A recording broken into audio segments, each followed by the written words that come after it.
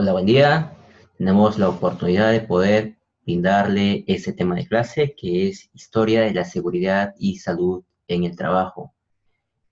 Hoy en día vamos a aprender toda la evolución desde la antigüedad, desde la Edad Media, cómo pues ha ido evolucionando todo esto de lo que es la seguridad y salud en el trabajo.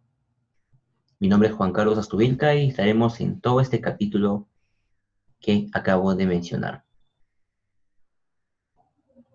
Pues los esclavos jugaban un rol importante en las actividades productivas del mundo antiguo, pues eran ellos quienes realizaban las labores más arduas y más riesgosas. Podemos decir que hasta incluso que el trabajo ha estado asociado desde siempre con la esclavitud y con el esfuerzo físico.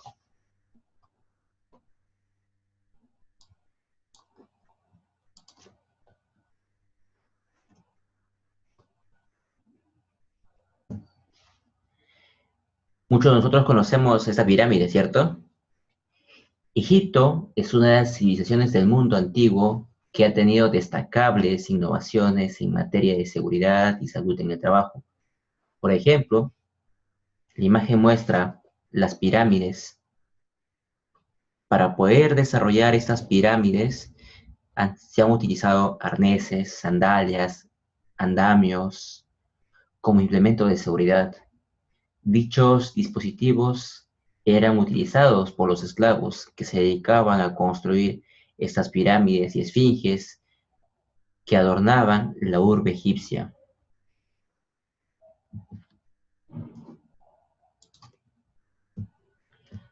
La época de importantes avances para los trabajadores en Grecia tuvo lugar entre los siglos 5 y 4 a.C., donde con la construcción de la gran Acrópolis se desarrolló el trabajo diferenciado, pues estos mayores aportes sobre la medicina ocupacional en Grecia se dieron en el campo del trabajo de minas y en el de las enfermedades por intoxicación. Muchos conocemos, y para los que no, el padre de la medicina, que es Hipócrates, que estuvo desde los años 460 hasta los años 370 a.C., pues él escribió un tratado sobre enfermedades de los mineros, a quienes recomendaba tomar baños higiénicos para evitar la saturación del plomo.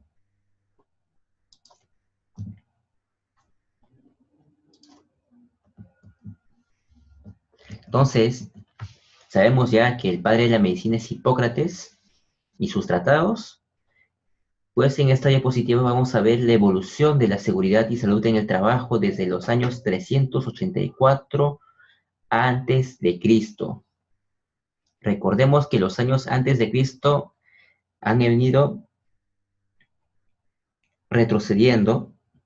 Por ejemplo, como vemos acá, del 384 a 322 hasta llegar al año cero, que es el nacimiento de Jesucristo, y de ahí contabilizan hasta la actualidad, hasta el año 2019.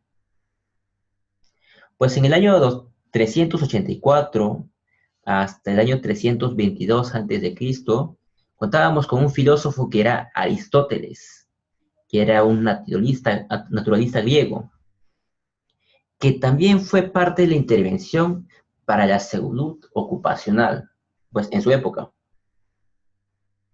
Él estudió ciertas deformaciones físicas producidas por todas las actividades ocupacionales, planteando la necesidad de su prevención.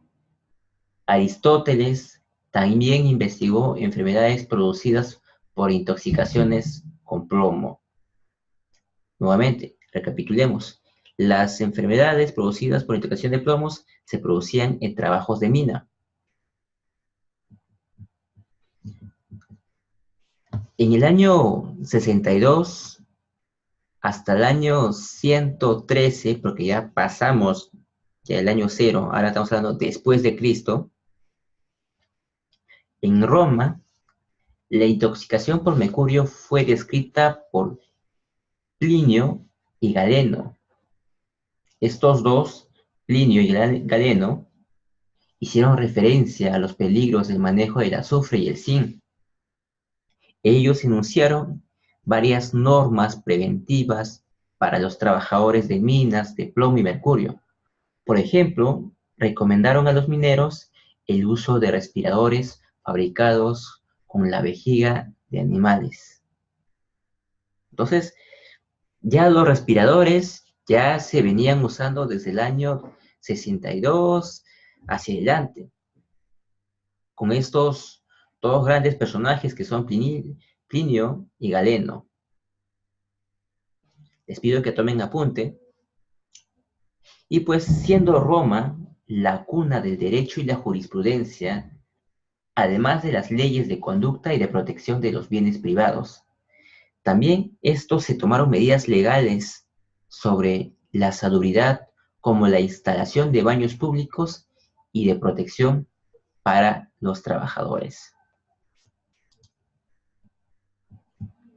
Ya desde el año 130 al año 200 después de Cristo, apareció otra figura muy notable en Roma,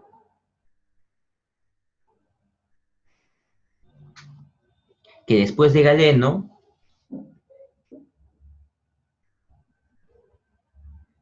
y de Hipócrates, fue considerado como el médico más importante del mundo antiguo en el occidente. Él estudió pues las enfermedades de los mineros, los curtidores y los gladiadores. Asimismo menciona enfermedades asociadas por los vapores del plomo y enfermedades respiratorias en los trabajadores de mina. Luego ya de pasar a los años 200 después de Cristo, pues llegamos a la etapa de Renacimiento. Y pues en Francia se fundan las primeras universidades del siglo X.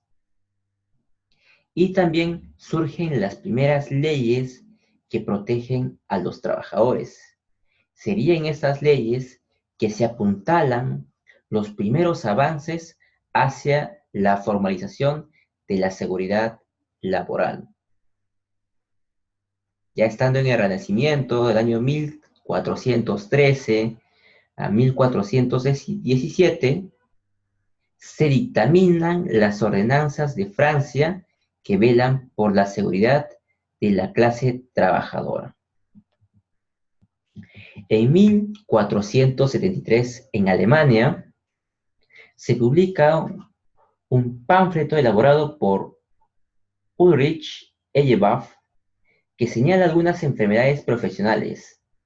Este sería el primer documento impreso que se ocupa de la seguridad y que fue uno de los primeros textos sobre salud ocupacional. En el Renacimiento, a portas de la Edad Moderna, dos hombres, cuyos nombres son Agrícola y Paracelso, pues describen en sus obras enfermedades profesionales y sus respectivos sistemas de protección, realizando importantes contribuciones a la higiene laboral. Apunten, amigos. Agrícola y Paracelso fueron los dos hombres de la Edad Moderna que pues mencionan las enfermedades profesionales y sus respectivos sistemas de protección. Ellos hacen la contribución a la higiene laboral. Luego de ello, pues de pasar del Renacimiento ya a la edad ya moderna, Kirchner escribe Mundus Subterraneus, donde describe algunos síntomas y signos de las enfermedades de los mineros, como la tos, la disnea y la caquexia. En 1965, Walter Pope publica Philosophical Transactions, donde refiere a las enfermedades de los mineros producidas por intoxicaciones con mercurio. Otro personaje muy conocido Ramazzini sentó un precedente muy importante en la materia de salud ocupacional, pero con el naciente industria del siglo XVIII, el interés de los científicos se centró en los aspectos técnicos del trabajo primero y en la seguridad después, de manera que la salud ocupacional pasaría por un periodo de latencia hasta los finales del siglo XIX.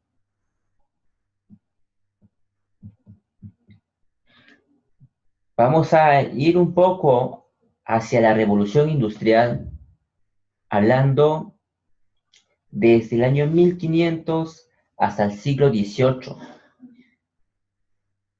donde progresaron las industrias manuales gracias a la creación de la manivela, las bombas de agua, la lanzadera volante de Cary. En 1736 y 1819, James Watt, otro personaje, inventa la máquina a vapor, al perfeccionar los artefactos anteriormente mencionados, y con ello inicia el proceso de mecanización de los sistemas de producción y el transporte. Laboralmente, los oficios artesanales fueron reemplazados por la producción en serie. Los campesinos, migrantes, no recibían el sueldo que esperaban, pero se veían obligados a trabajar en condiciones infrahumanas porque no tenían otra opción. Como la cantidad de personas migrantes sobrepasaba la capacidad de las ciudades. La densidad poblacional aumentó y con ello cundió el hacinamiento y proliferación de las enfermedades y las epidemias. Las condiciones de salud y seguridad eran mínimas, en parte por la cantidad de trabajadores, pero principalmente era por la carencia de una cultura de seguridad eficiente, tanto de parte de los trabajadores y obreros, como también de los empleadores.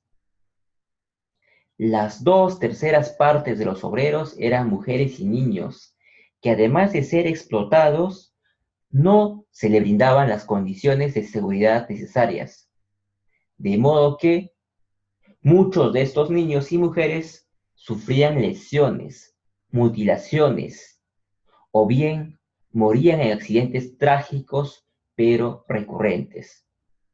Debido a toda esta penosa situación, se comenzó a implementar leyes que protegían a los trabajadores.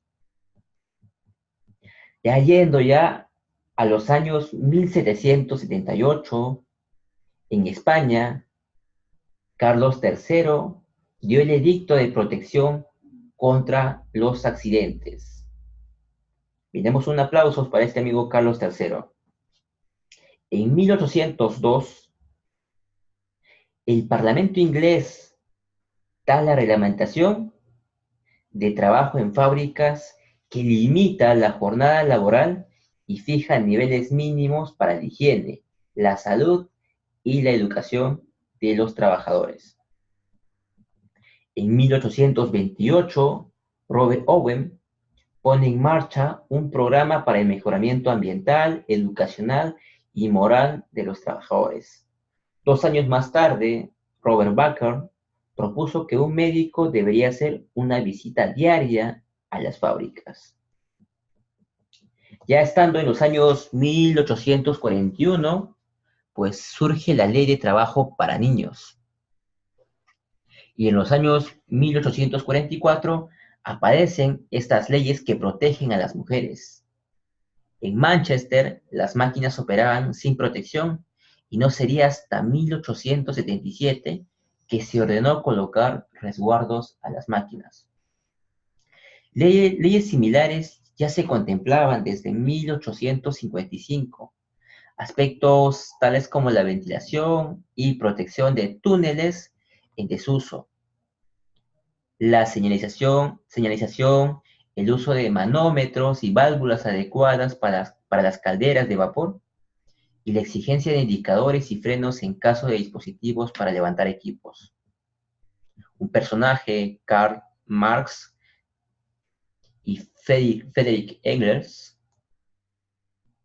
quienes se interesaron por los derechos de los trabajadores fueron los promotores de la sindicalización que servía como un canal para la mejora de las condiciones de trabajo, incluyendo la seguridad.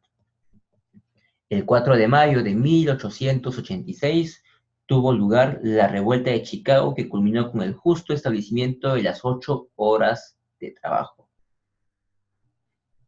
Luego de pasar de los años 1886, hacemos un retroceso hasta los años 1848 y mencionamos que se inició una legislación sanitaria para la industria. Pues 2 años más adelante,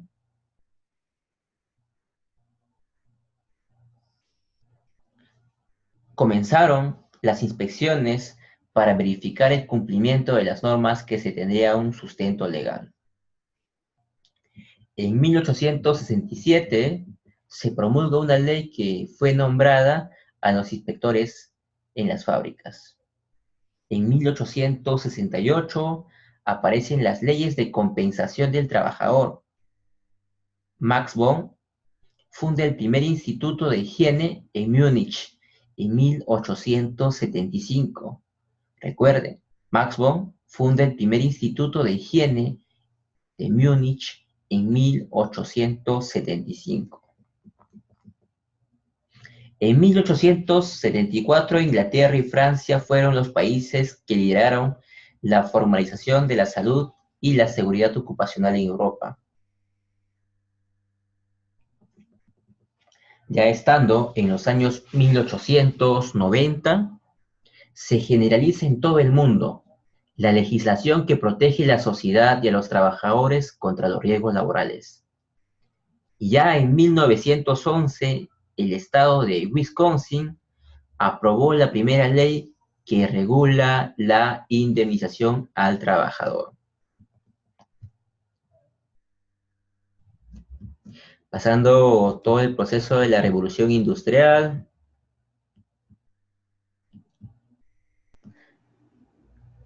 pasamos al siglo XX y pues a la par de todos los avances técnicos que hicieron posible el paso del siglo XX con la masificación de las fuentes de energía eléctrica o termodinámica en los hogares y la industria. Las teorías y concepciones sobre la administración del trabajo también pusieron su cuota en el proceso de formalización de la seguridad que culminó en la institucionalización de la seguridad industrial. Ya estando en los años 1918, pues la Universidad de Harvard fue la primera casa de estudios superiores que concedió el título de licenciado en seguridad e higiene en el trabajo. Óigalo, recuérdenlo bien. La Universidad de Harvard fue la primera casa de estudios que otorgó el título de licenciado en seguridad e higiene en el trabajo en el año 1918.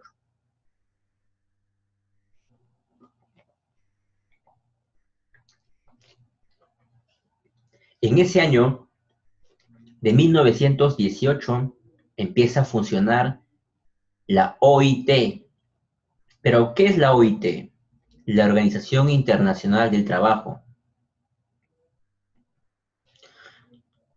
Fue un suceso importante que fue el Tratado de Versalles, que en su fracción número 12 estableció principios que luego tomaría la OIT, de modo que en 1921 se crea su servicio y prevención de accidentes. En el mismo año también aparece la Escuela Americana de Heinrich Simmons, Grimaldi y Wirtz, que proponía un enfoque analítico y preventivo de los accidentes. Las primeras referencias sobre el daño a la audición humana causada por el ruido se encuentran en el Régimen Sanitatis Saelenatium, que fue escrito en 1150. Ya para los años 1960, la seguridad industrial es ya una ciencia y una profesión, cuyos aportes a la industria y el trabajo han sido valorados en tanto que se eliminan o minimizan los riesgos ocupacionales, permitiendo reducir los costos económicos que afectan a la producción.